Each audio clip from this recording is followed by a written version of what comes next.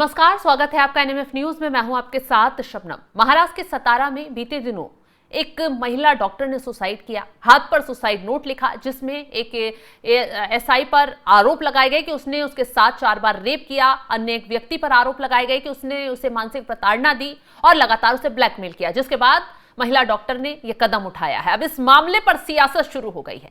एक तरफ आरोपियों के खिलाफ सख्त एक्शन लिया गया, जो पुलिस एसआई है उसको निलंबित कर दिया गया, उसका हिसाब किताब किया जा रहा है। तो दूसरी तरफ राहुल गांधी इस मामले में कूद गए हैं। तुरंत इस मामले पर टांग अड़ाते हुए बीजेपी को घेरने की कोशिश कर रहे हैं। फडणवीस सरकार पर गंभीर आरोप लगा रहे हैं। राहुल गांधी की तरफ से यह बाकायदा ट्वीट किया गया। ट्वीट में लिखा गया राहुल गांधी की तरफ से कि बीजेपी की मिलीभगत से, सरकारी तंत्र की गड़बड़ की वजह से एक बेटी के साथ ऐसा हुआ, कांग्रेस उसे न्याय दिलाएगी। तो राहुल गांधी की तरफ से जो ट्वीट किया गया उसमें बाकायदा लिखा गया है कि महाराष्ट्र के सतारा में बलात्कार और उत्पीड़न से तंग आकर डॉक्टर मुंडे की आत्महत्या किसी भी सभ्य समाज की अंतरात्मा को झकझोर देने वाली त्रासदी है। एक होनहार डॉक्टर बेटी जो दूसरों का दर्द मिटाने की आकांक्षा रखती थी, भ्रष्ट सत्ता और तंत्र में बैठे अपराधियों की प्रताड़ना का शिकार बन गई। जिसे अपराधियों से जनता की रक्षा की जिम्मेदारी दी गई थी, उसी ने इस मासूम के खिलाफ सबसे घिनौना अपराध किया, उसके साथ बलात्कार, शोषण किया। रिपोर्ट के मुताबिक बीजेपी से जुड़े कुछ प्रभावशाली लोगों ने उस पर भ्रष्टाचार का दबाव डालने की कोशिश भी की। सत्ता संरक्षित आपराधिक विचारधारा का यह सबसे घिनौना उदाहरण है। यह आत्महत्या नहीं, संस्थागत हत्या है। जब सत्ता अपराधियों की ढाल बन जाए तो न्याय की उम्मीद किससे लगाई जाए? डॉक्टर की मौत इस बीजेपी सरकार के अमानवीय और संवेदनहीन चेहरे को उजागर करती है। हम न्याय की इस लड़ाई में पीड़ित परिवार के साथ मजबूती से खड़े हैं। भारत की हर बेटी के लिए अब डर नहीं, न्याय चाहिए।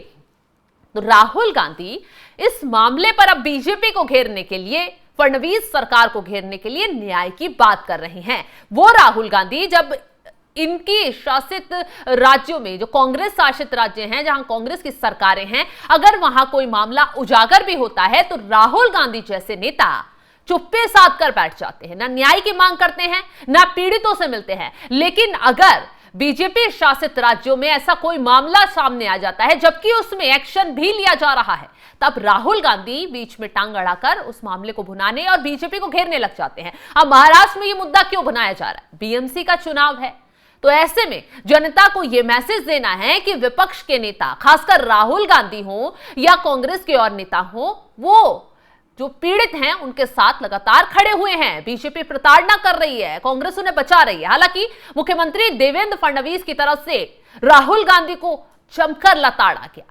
कहा गया कि इस मुद्दे पर राजनीतिकरण नहीं होने देंगे, बल्कि राहुल गांधी को जवाब देते हुए कह दिया कि वो इस मामले में जब तक न्याय नहीं मिल जाता इस मामले को छोड़ेंगे नहीं, लेकिन राजनीतिकरण इस मामले का किसी हाल में होने नहीं देंगे। क्या कुछ कहा गया है मुख्यमंत्री देवेंद्र फडणवीस की तरफ से, सुनवाते हैं। के मामले में राहुल गांधी ने आरोप किया है कि संस्थान हत्या है करके। राहुल गांधी जो ट्वीट करते हैं उनको भी पता नहीं होता, वो कोई जानकारी लेते नहीं है। जो फलटन की घटना है बहुत क्लियर है।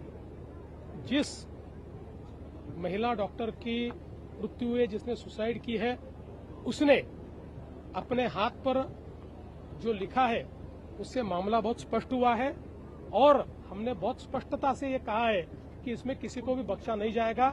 लेकिन आजकल राहुल गांधी और उनकी पार्टी के लोग ये इस प्रकार की संवेदनशील घटनाओं में पर भी अपनी रोटियां सेकना नहीं भूलते, ये बहुत दुर्दैव है। कांग्रेस इस मुद्दे पर क्यों सियासत कर रही है, क्यों राहुल गांधी तंज कसते हुए नजर आ रहे हैं, ये मुख्यमंत्री देवेंद्र फडणवीस ने साफ साफ बता दिया है कि इस मामले पर राजनीतिकरण जिस तरीके से करने की कोशिश की जा रही है वो नहीं किया जाएगा। ग्राफिक्स से आपको और डिटेल से बता देते हैं पूरे मामले की शुरुआत कहां से हुई है। महाराष्ट्र में डॉक्टर सुसाइड केस पर सियासत कर राहुल गांधी बुरे फंस गए हैं। महाराष्ट्र के मुख्यमंत्री देवेंद्र फडणवीस ने राहुल गांधी के ट्वीट पर तंज कसा है। फडणवीस ने कहा है कि सतारा जिले में महिला डॉक्टर की कथित आत्महत्या के मामले में न्याय मिलने तक वो वो चैन से नहीं बैठेंगे। इस मामले पर जो एक्शन लेना है वो लिया जाएगा। बता दें, फडणवीस ने कहा है कि वो इस मामले का राजनीतिकरण करने की कोशिश को भी बर्दाश्त नहीं करेंगे। कांग्रेस नेता राहुल गांधी ने डॉक्टर की आत्महत्या को संस्थागत हत्या करार दिया है, यानी कि इस मामले में वो सीधे बीजेपी को घेरने की कोशिश करते नजर आ रहे हैं। राहुल गांधी ने दावा किया कि उनकी मौत बीजेपी नीति सरकार की अमानवीय और संवेदनशील प्रकृति को उजागर करती है। इस मामले में निलंबित पुलिस सब इंस्पेक्टर गोपाल बदने को 30 अक्टूबर तक पुलिस हिरासत में भेज दिया गया है और इस पुलिस वाले का सख्ती से हिसाब किताब किया जा रहा है, पूछताछ सख्ती से की जा रही है। बीड़ निवासी डॉक्टर ने एक होटल में फांसी लगाकर आत्महत्या की थी। डॉक्टर ने 4 पन्नों का सुसाइड नोट, हाथ पर भी नोट लिखा था, जिसके बाद इस पूरे मामले का खुलासा हो पाया था।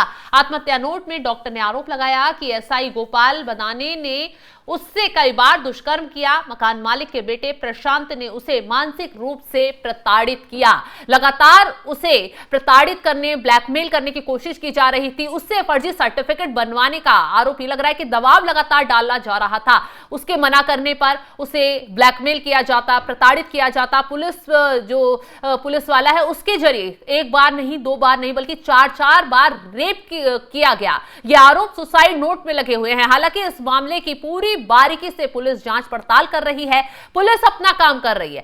सरकार की तरफ से इस मामले को लेकर सख्त जांच के आदेश दे दिए गए हैं कि एक भी आरोपी इस मामले में बचना नहीं चाहिए। एक भी आरोपी इस मामले से बाहर निकलकर नहीं जाना चाहिए। सख्ती से पुलिस एक्शन ले और इस पूरे मामले की तफ्तीश से जांच करे कि आखिर पूरे खेल के पीछे क्या रणनीति है, क्यों उस महिला डॉक्टर ने सुसाइड किया, आखिर ऐसी कौन सी नौबत आई है। सख्ती से इस चीज को लेकर पता लगाया जा रहा है। आपको बता दें कि बीजेपी नेताओं से लेकर बीजेपी सांसद तक खुद पीड़ित परिवार से मिलने पहुंचे हैं। पीड़ित परिवार को आश्वासन दिया गया है कि आपको न्याय दिलवाया जाएगा। इस मामले में जो भी आरोपी है उसे गिरफ्तार कर सलाखों के पीछे डाला जाएगा। अगर पुलिस वाले का जो नाम सामने आ रहा है उसने कोई और भी साजिश रची है तो उसको किसी हाल में छोड़ा नहीं जाएगा। हालांकि उसे पद से निलंबित कर दिया गया है और आगे की जांच पड़ताल उसके खिलाफ चल रही है। उससे पूछताछ भी लगातार